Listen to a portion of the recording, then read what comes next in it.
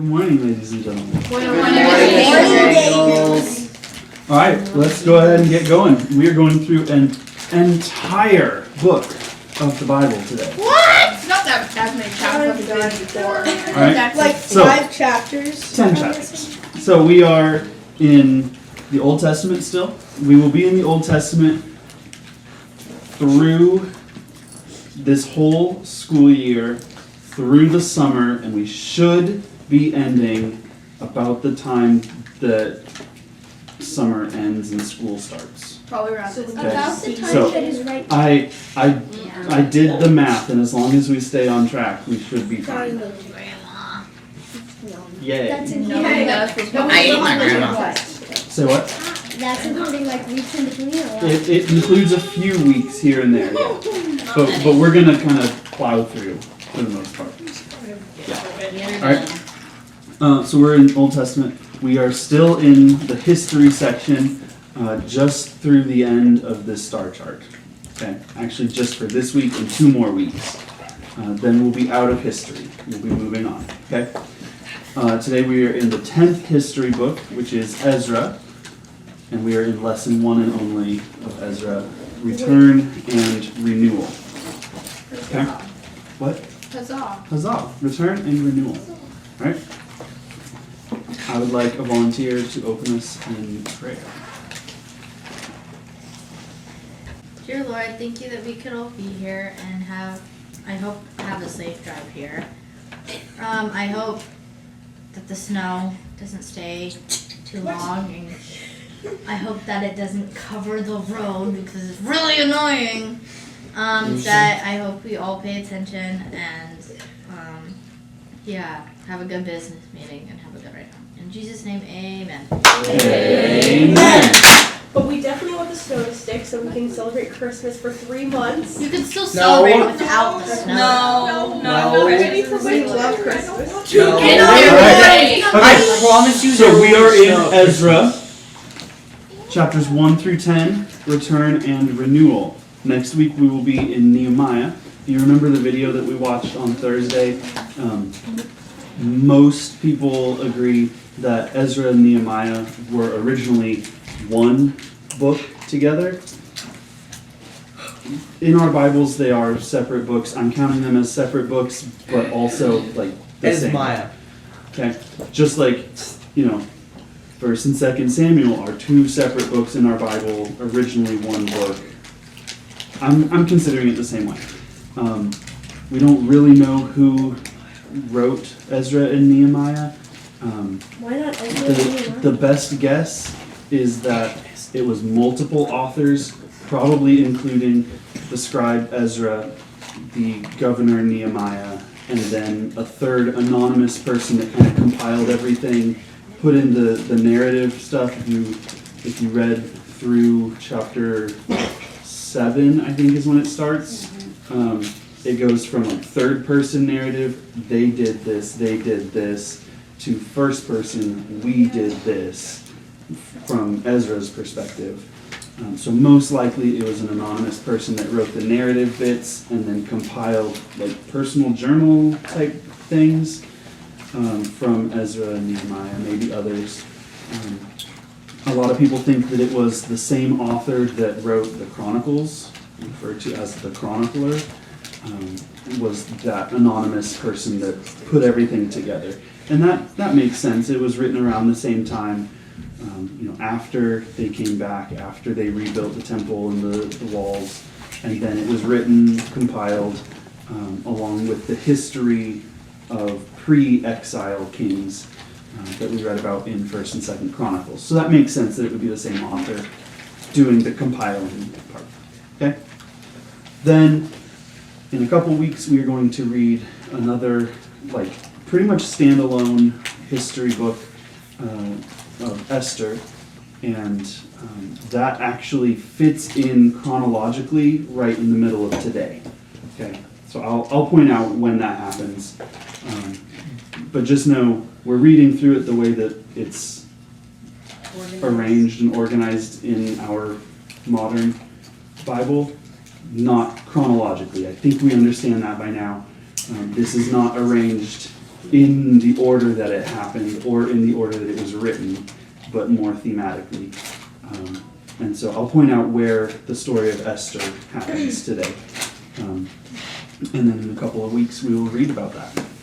All right? Any questions about this last section of history before we get into it? Cool. Ezra, Nehemiah, and Esther. I have a question. Okay, yeah. Those are all going to be 1 week books? Correct. Okay. Yeah. Because they're short They're enough. really short, yeah. Nehemiah is 13 chapters, but they're We've done like fairly 15 short. or Yeah. We've done 15. I don't think we've done more than 15. 15 is the And We they did flow. 18 that one time. Maybe we did 18, but Nehemiah flows pretty smoothly. It's a straightforward narrative. What?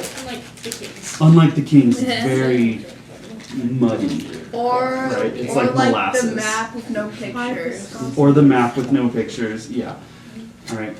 Fair warning, in a few weeks when we get into the wisdom literature, we're going to be doing more than 15 or 18 chapters, especially when we get to Psalms. We're going to be going through a lot of chapters per week. Those are shorter. Because they're shorter, they're poetry, they flow much easier. Definitely follow the highlights that are like these, 6 or 7 chapters. You'll be fine. But for right now, Ezra and Nehemiah and Esther. How did the reading go for everybody? 10 chapters? I heard several people say they read all of it, but only got notes for about 5 to 8 Yeah. chapters of Yes. the homework. Okay. So, improvement from Okay. many. Mhm. Hence they got the homework star. Yeah. All right. Okay. Well, let's get into it. So we are looking at Ezra.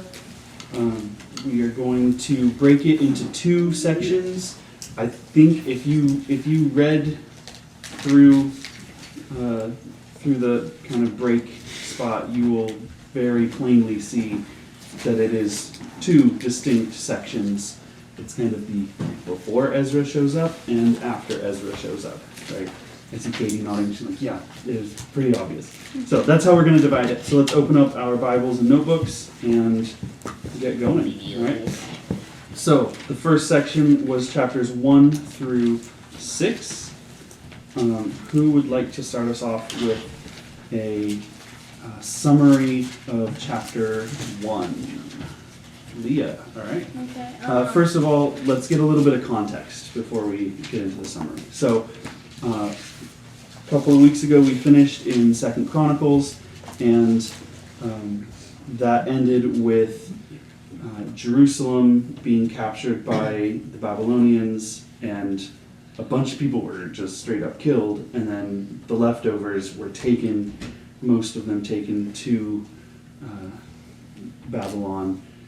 And a few people were left. They kind of scattered and stayed behind. But for the most part, the Jews, the people of Judah, were taken to Babylon in captivity. Not exactly as prisoners or slaves, but misfits. They were taken away, integrated into this other land, other culture. We'll see later, especially in the book of Daniel, that many of the Jews really integrated into that culture. Some of them even got government positions, including Daniel was a very high government leader eventually. And but either way, they're not in the place where they belong. They are away from home for about 70 years. All right, and this is towards the tail end of that. Probably closer to about 50 or so years is when we pick up, and you'll see the end of 2nd Chronicles and the beginning of Ezra are the same thing. There's overlap there, where it ends and begins with a new king in Babylon. The empire of Persia comes in and takes over Babylon. So now, 50 years ago it was Babylon, now it's Persia. It's the same thing, just Different name. new branding, right? What did you say? The thing with the river. The province beyond the river? Is that what you're saying? How the Babylonians took over Persia or whatever. Other way around. Persia took over Babylon. Yeah. Mhm. So now Cyrus, king of Persia, is the king of where the exiles are.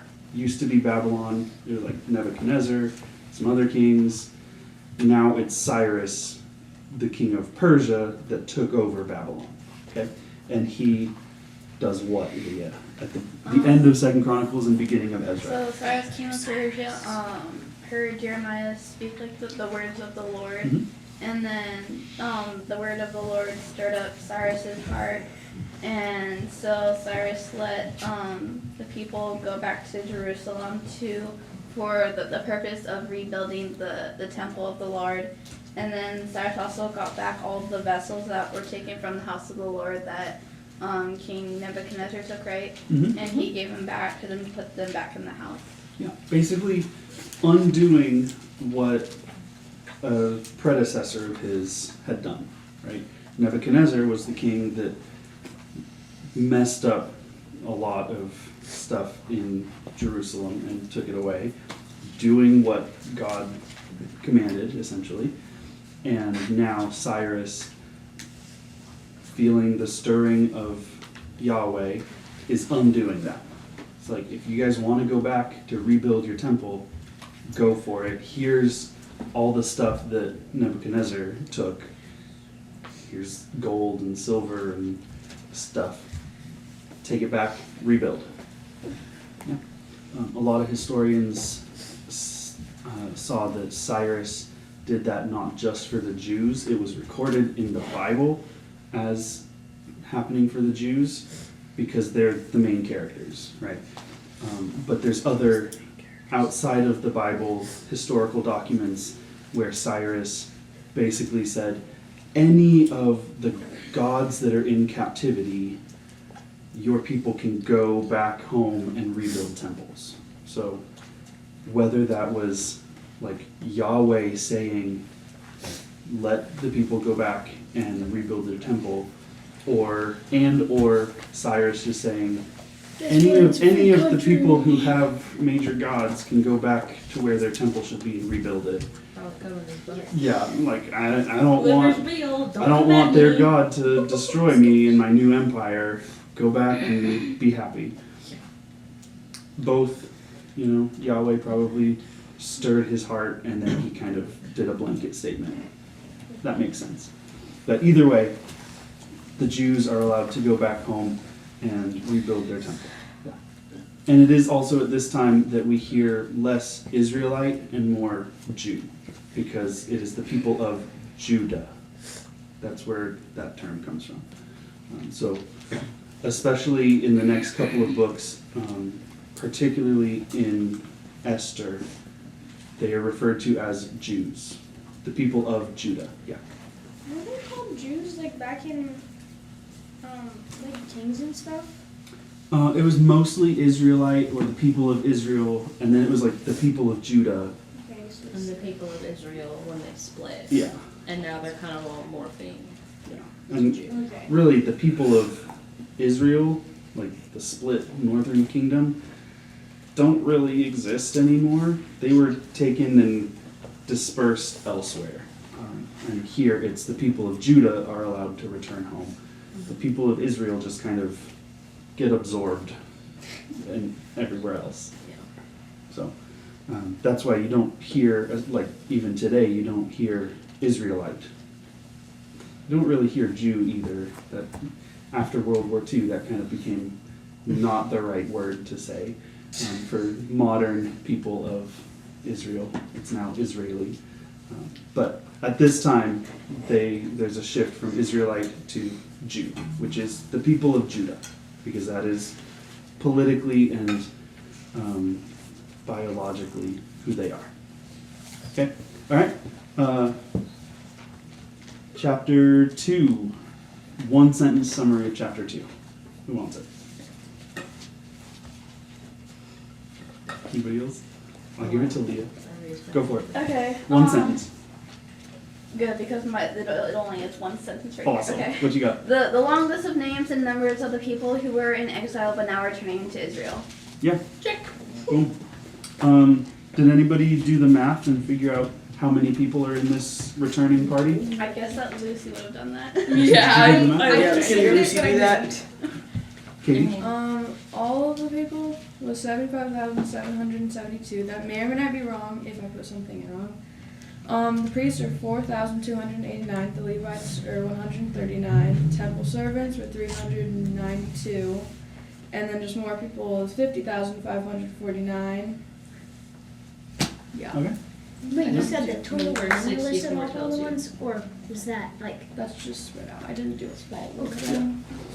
Okay. Verse 64 says the whole assembly together was 42,360 besides their male and female servants, of whom there were 7,000, and they had 200 singers. It's like over 50, 53,000. a bit over 50,000, between 50 and 55,000. 500,000. Not even What? close. No. No, a decent number, but nowhere near the number of people that were taken away about 50-ish years previous.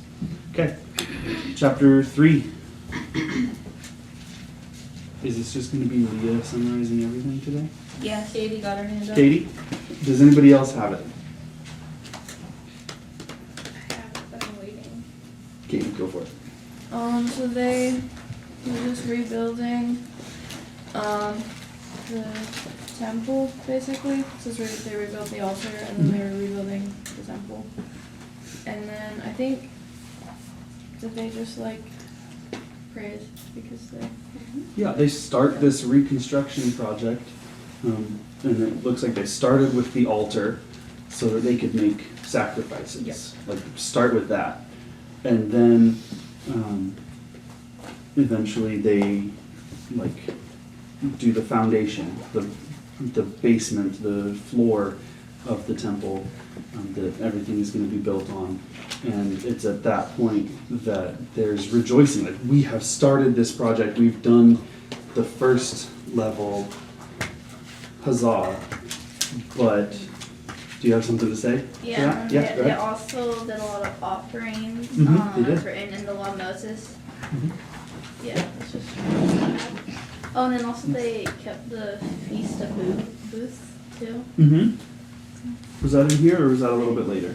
You know, it is chapter 3. Yeah, I have a note in chapter 3 as they celebrate the feast. That's right. Here, but I think they do it later too. Yeah. So yeah, they are back in their land. They have their altar so that they can do sacrifices. They're starting to celebrate some of these like major holidays, these feasts. The foundation is laid. People are rejoicing at that. But the old dudes who are alive to see Solomon's temple, the like beautiful grand temple that was Back in my destroyed. day, we had a beautiful temple. Yeah, they start weeping, whether because they're sad or they're overjoyed or both. It's probably more that they're like they're grieving, disappointment? maybe a disappointment because of how beautiful Solomon's temple was, and now here we are standing in rubble, and it's a big old bummer because there's nothing. But then there's a foundation. It's starting to be rebuilt, and there's weeping, but there's also cheering, and it's just turns into the same sound. Nobody can tell who's crying and who's cheering. It's Did Cyrus even have a similar wealth to Solomon? no, nobody had Yeah. similar wealth to Yeah. Solomon. It So- probably would have been up there because he was Conquering.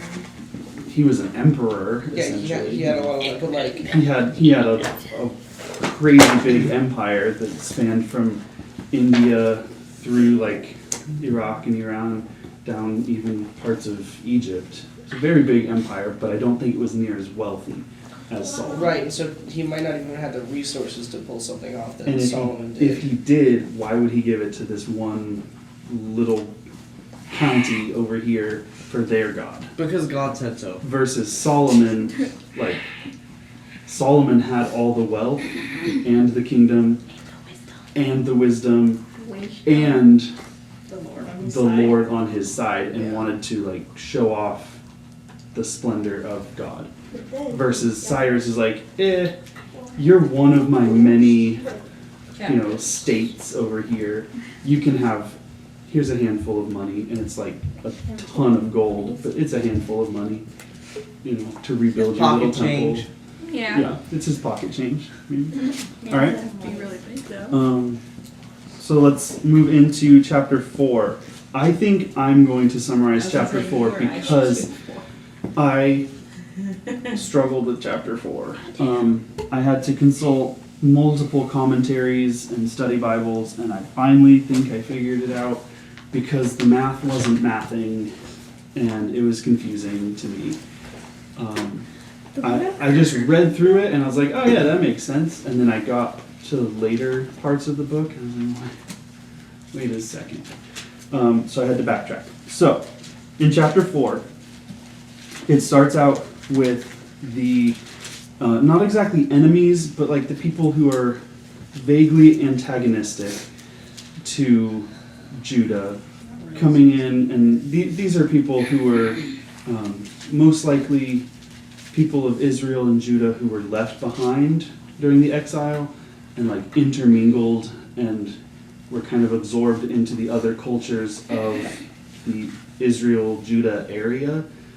And then they're coming in and they think that they still are related to Judah and they think that they serve the same God. They probably don't. And they come in and they're like, we want to help. Great. But Zerubbabel, the governor, right? Was he ever called the governor?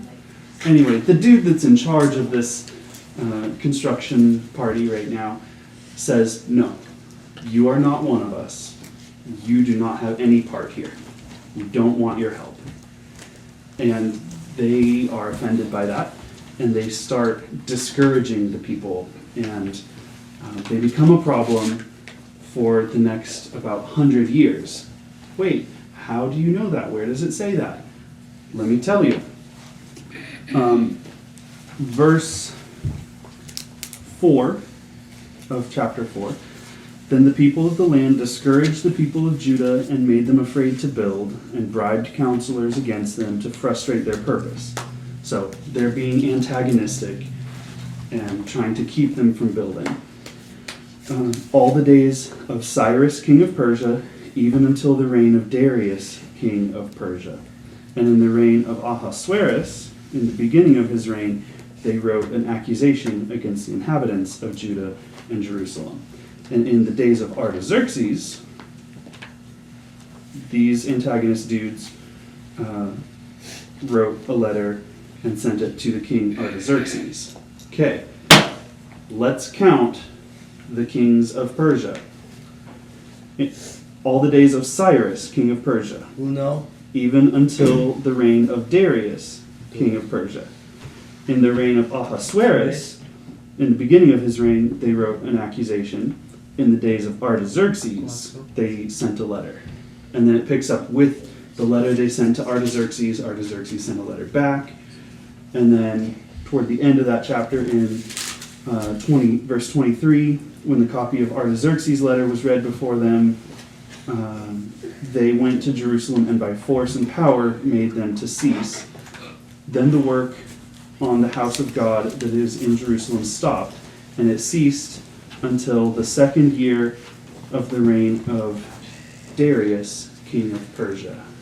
He was back here though, right? We had Cyrus, Darius, Ahasuerus, Artaxerxes, Darius. Is this the second Darius, or is this the same Darius? And then in chapter 7, Ezra went to King Artaxerxes, and that was the king that sent him like 60 years later. So the math isn't mathing there. I got confused. Historically, there are multiple Dariuses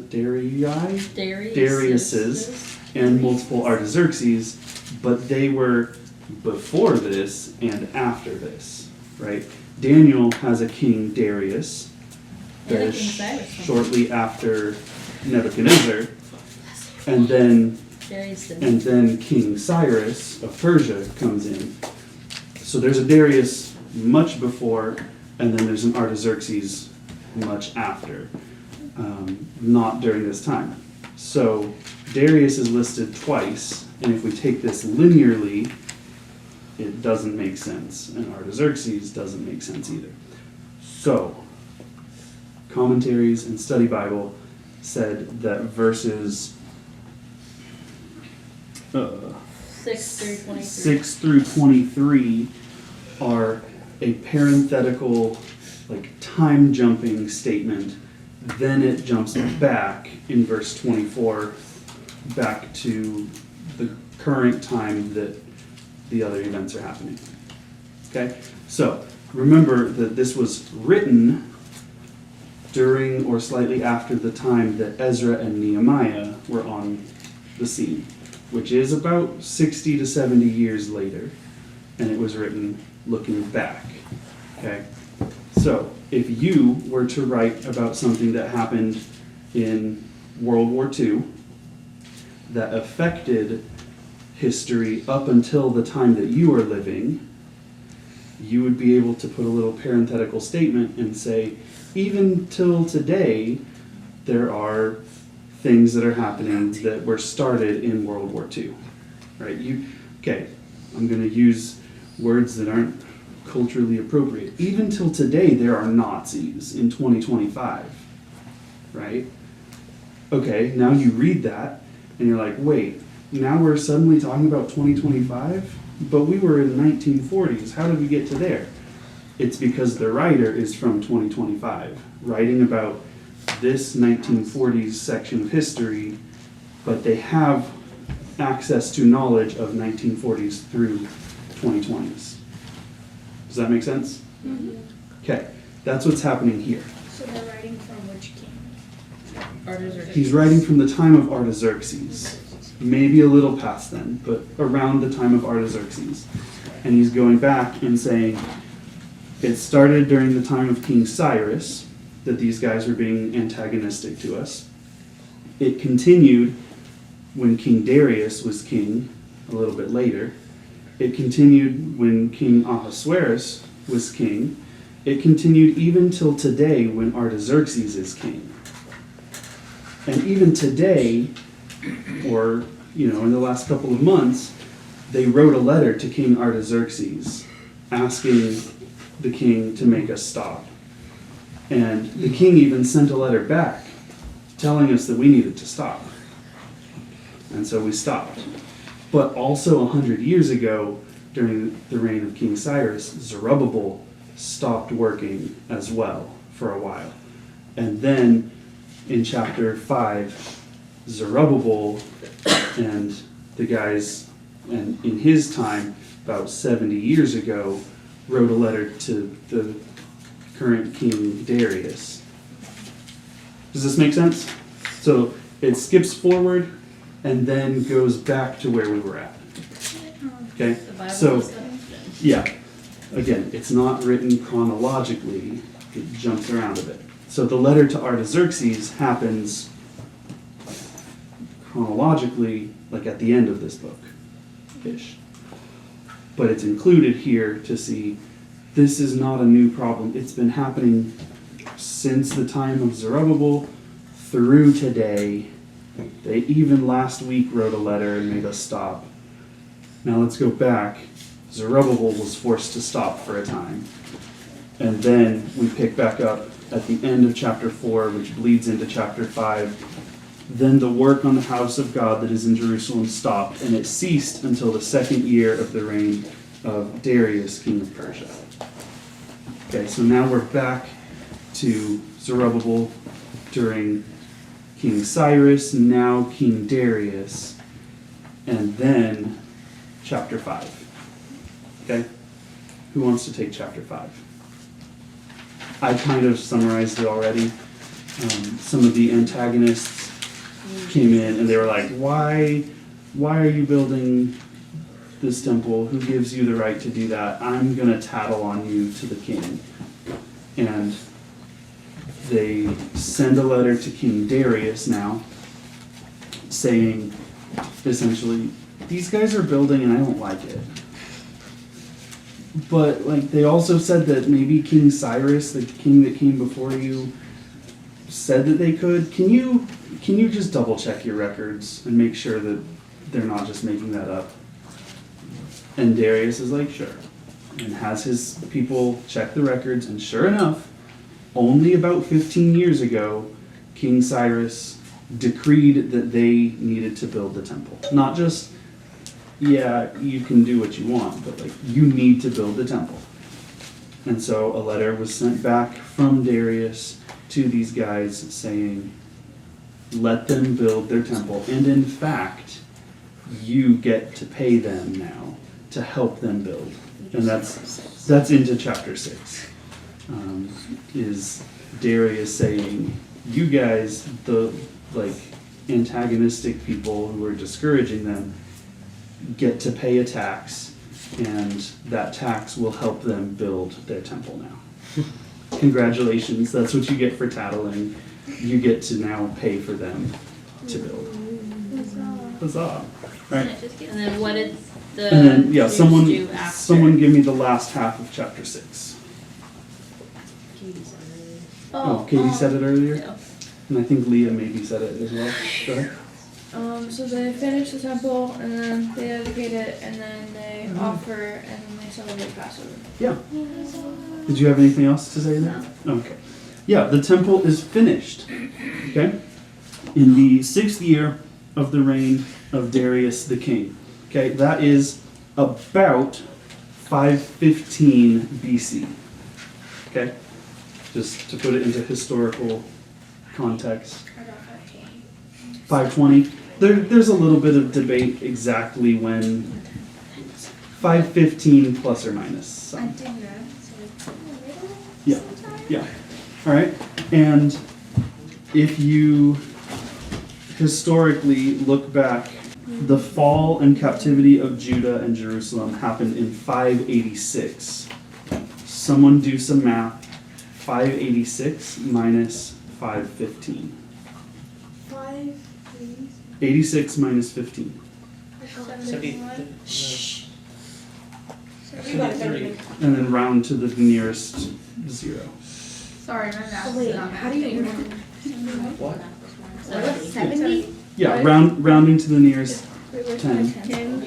It's 70 years from the time that they left Jerusalem and were in captivity to the time that they return and the temple is rebuilt. It is roughly 70 years. And that, in a bit, we'll see the prophet Jeremiah, who was already referenced at the end of 2 Chronicles, said that it would be 70 years that the promised land would have a Sabbath. It would have rest for 70 years. And then the people would return. So it is 70 years, as was predicted, from the time that it was destroyed to the time that the temple was rebuilt. And the people rejoiced and celebrated. Very good. The peasants rejoiced. All right. Did anybody have any other main verses in chapters 1 through 6 before we move on? Okay. It should be noted that at the beginning of chapter 5, the prophets Haggai and Zechariah were prophesying to the Jews at that time. These are Haggai and Zechariah that wrote the books, Haggai and Zechariah.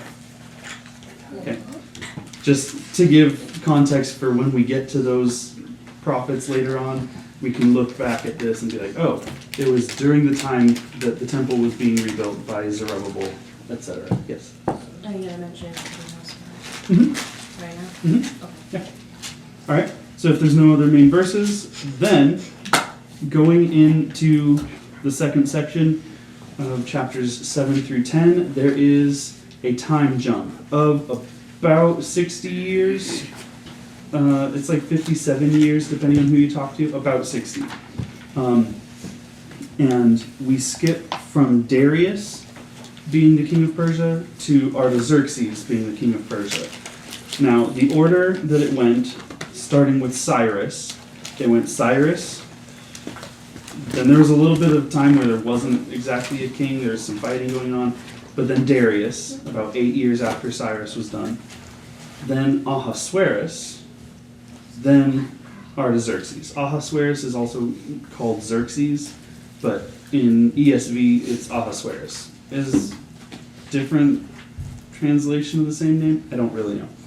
Anyway, Ahasuerus, the king that is kind of skipped right here, because we go from the king being Darius to the king being Artaxerxes. Ahasuerus is the king of Esther, like Esther's husband king. Okay, so the book of Esther takes place between Ezra 6 and 7, somewhere in that 60 years. Okay, somewhere between 6 and 7. All right, so as we read Esther later on, keep in mind, right before Esther is Zerubbabel rebuilding the temple. Right after Esther is Ezra coming over and having this kind of revival of the people. Okay, everything that happens from Ezra through Nehemiah happens right after Esther. Okay? So, if you remember anything about the book of Esther, Esther was a Jewish woman who ended up being married to the Persian king and saved his life, and then also saved all of the people, all of the Jewish people in Persia. And the Jewish, you'll read about it in a couple of weeks. I remember Keanu falling on him. Yeah. And the Isle of Perpetual Tickling. Yes. Yeah. Oh, not the Bible. Okay. We'll get there in a couple of weeks. Okay. But all you need to know right now is the Jewish people went from being looked down upon because they were foreigners that were brought into Babylon and Persia to now they're elevated to they're equals with Persia at this point, and especially in the king's eyes, they saved the king of Persia, who was Artaxerxes' father, Xerxes or Ahasuerus. So they saved his dad, and that's a good thing. They're seen now as good people of Persia, and you can kind of see that shift a little bit now in chapter 7. Artaxerxes is doing good things for the people of Israel. Okay, so who would like to summarize chapter 7? Lucy? Go for it. Chapter 7? Yeah. 7. Mhm. Ezra, he's this new guy. He who is, I forget where it says it, but he's knowledgeable, skilled in the law of Moses Mhm. that the Lord, the God of Israel, had given. So he knows a lot about the Torah and stuff. Yeah. And so he is sent by King Artaxerxes to teach the people about God Mm-hmm. and how to worship him and stuff. Yeah. Artaxerxes clearly has respect for the culture of the Jews and for their religion, and is saying, basically Ezra has permission to kind of do whatever he wants. Yeah, it's a With- king to decree that whatever Ezra the priest, the scribe of the law of God, the God of heaven, requires of you, let it be done with all diligence. Yeah. The king says, Ezra, do what you want. Please go teach your people about the law of the Lord and about how to live like your ancestral culture and your God demands. And Ezra does exactly that, right? And that is, at the end of that decree, is where we get the main verse that we've memorized for this book. Because King Artaxerxes says, Ezra, go do, teach the law, make the temple beautiful, do whatever you want to help your people be godly. And then after that decree, Ezra says, "Blessed be the Lord, the God of our fathers, who put such a thing as this into the heart of the king, to beautify the house of the Lord that is in Jerusalem, and to extend to me his steadfast love before the king and his counselors, and before all the king's mighty officers. I took courage, for the hand of the Lord my God was on me, and I gathered leading men from Israel to go up with me." So, at the end of chapter 7, it shifts from, now this guy Ezra went before the king, and Ezra did this, and now here, after this decree from the king, it shifts to, I, Ezra, gathered people, and I, Ezra, did what the king told me I could do. Right? It's that perspective change. So now everything else in this book is, I, Ezra, did this. Okay? All right. Chapter 8. Oh, Lucy, did you have something else for 7? Yeah. There was a footnote in my Bible. Mhm. I studied Bible. That said 7:27. Yep. It uses the same wording as Isaiah 60 verse 7. Okay. Like, see something, and I will beautify my beautiful house. The Lord is talking. Like, his flock will be returned, and it will be beautified. And so it was like, I don't know. Could have been seen as like a fulfilling of that prophecy. Yeah. Certainly, It's the same. Ezra would have been familiar with the writings of Isaiah. It was already written during the time of King Hezekiah and others, back in the time of Kings and Chronicles. So probably 200 years before Ezra. And Ezra would have been familiar with those prophecies. And so here, Ezra is like fulfilling and referencing back to Isaiah. Absolutely. Or as we read it, referencing forward, but he already would have read it. Yes. All right, chapter 8. What's the first section of chapter 8? Yeah, it's a list of the people that Ezra gathered to go with him to teach the law. Okay? What's the second section there? As he was writing down who was coming with him, he noticed a distinct lack of what? Or who? Levites. Yeah. How are you going to teach the law and work in the temple if you don't have the temple working people? And so he sends for Levites and gathers some of them. And then the next section, they're getting ready to leave. And what is missing now? A feast? Huh? A feast or something, like a celebration? Not quite. Not quite. What are they missing? The Ark of the Covenant? Yes, but that's not what's mentioned in here. In like 8:21 in that area, they're getting ready to leave for Jerusalem, and Ezra realizes something is missing because he was ashamed to ask the king for it. Yes, Leah. They didn't have any warrior guys to protect them because Ezra was ashamed of asking because he told the king that God was on his side and that God was gonna help him. Yeah. He's like, I may have messed up here. I told the king that God's on our side and God will protect us, which is true. But now I kind of feel bad asking him for armed guards because I said that God would protect us. Well, I guess let's just pray extra hard that God will protect us. Protect us, please. And then in the next section, he sets up some of the priests to guard, and they kind of form this internal guard section rather than having anybody else come in and hiring mercenaries to guard them or something. And then they set out for this journey from Babylon, Persia, across the desert, across the world, for The known several weeks to get to Jerusalem. And what happens on the way? Are they attacked? Are there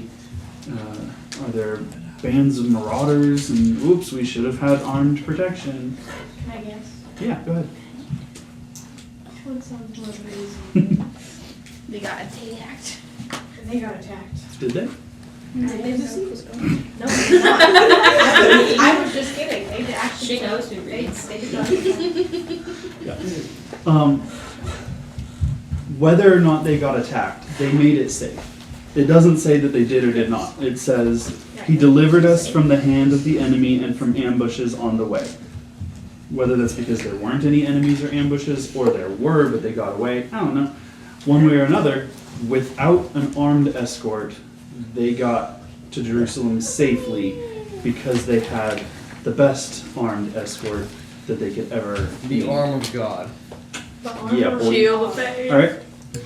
So they get to Jerusalem, they rest for a few days, and then they get to work. And Ezra goes to the temple. There's a bunch of sacrifices that are made, and then someone comes up to him at the beginning of chapter 9 and delivers this like bombshell that breaks his heart. And what is the bombshell that breaks Ezra's heart? Not a physical bombshell. Correct. The Emotional. physical bombshell No. could physically break his heart. Someone other than Leah and Lucy and Katie. Benjamin? No, I didn't. Who else read to chapters 8 and 9? Did anybody else make it that far? Alright, I'll keep going. I'll keep bouncing between those three. That's fine. They get extra participation. Yay! Sorry. Okay. Right? Of those three, someone tell me what was the bombshell that was dropped that broke Ezra's heart?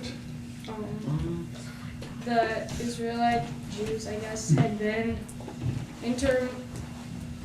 intermingling and marrying the people of the land. Yeah. So these people, the 50-something thousand people that came back about 60 years ago now, some of them had been intermingling and marrying into the non-Jewish people that were already in the land.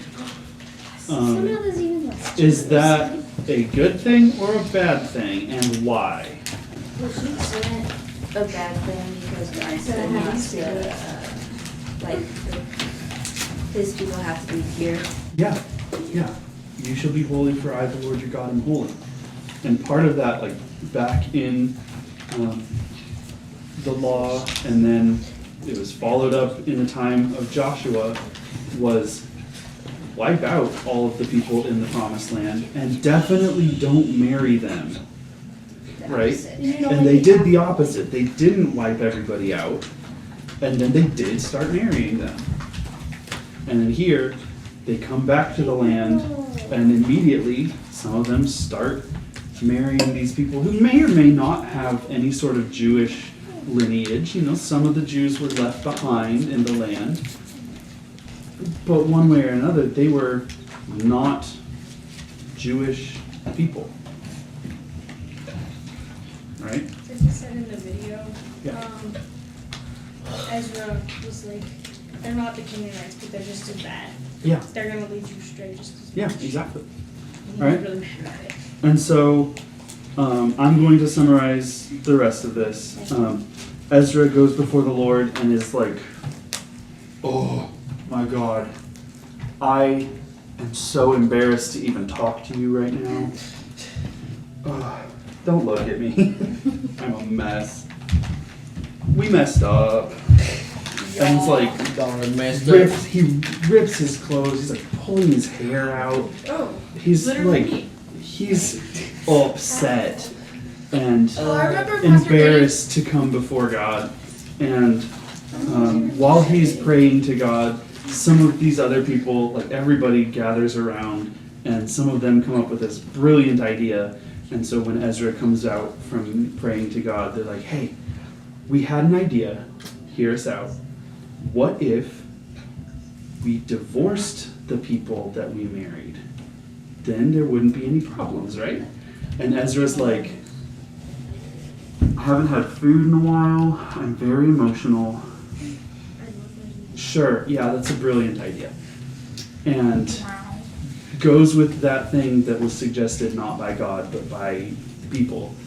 And gathers everybody together, says, if you don't come to this meeting, you're banished, and we're taking all of your stuff away.